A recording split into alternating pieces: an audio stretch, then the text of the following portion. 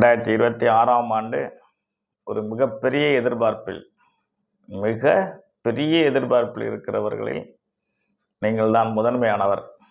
Number 1.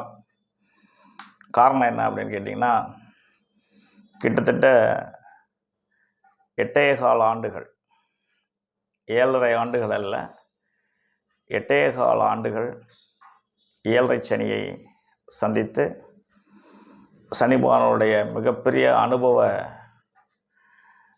எப்படி சொல்கிறதுன்னு தெரியல, மிகப்பெரிய அனுபவங்களை உங்களுக்கு கொடுத்திருப்பார். அவரவர் வாங்கி வந்த வரத்திற்கு ஏற்றவாறு நிறைய அனுபவங்களை, உலக பாடங்களை கற்றுக் கொடுத்திருப்பார். இது நடுத்தர வயதினருக்கு. வயோதிகர்களுக்கு அவங்க வாழ்ந்து முடித்தவங்க, அவங்களுக்கு அனுபவங்கள் பெருசாக இருந்திருக்காது. குழந்தைகள் அப்படிங்கிறவங்களை பற்றி கவலைப்பட வேண்டிய அவசியம் இல்லை.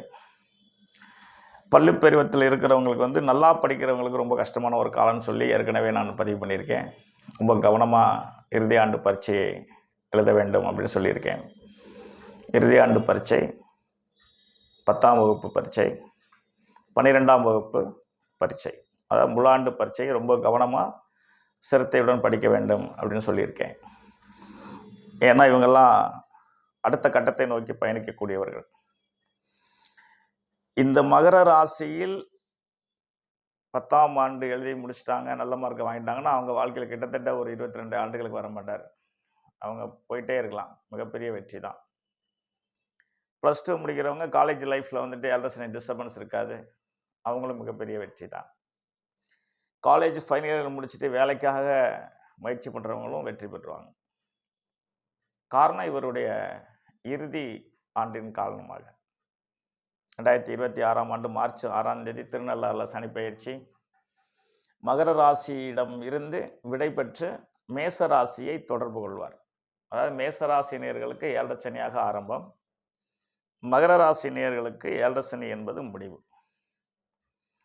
7.5 சனியே இல்லாமல் ரொம்ப பேர் வாழ்க்கையில் கஷ்டப்பட்டுட்டு இருக்காங்க. அது வேறு ஒரு ரகம், அது தனியாக ஆராய்ச்சி பண்ண வேண்டிய விஷயம். ஏன்னா நான் ஜோதிடன் அல்லவா, அதனால் நிறைய ஆராய்ச்சி பண்ணிகிட்டு இருப்பேன்.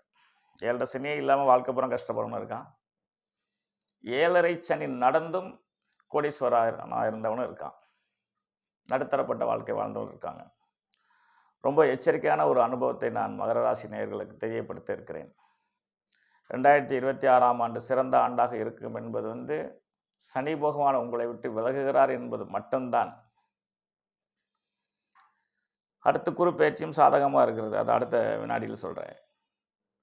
இந்த மகர ராசி நேயர்கள் ஏன்னா கடந்த 2.5 ஆண்டுகளுக்கு முன் கிடைத்த அனுபவத்தை உங்களோட ஒரு நிமிடம்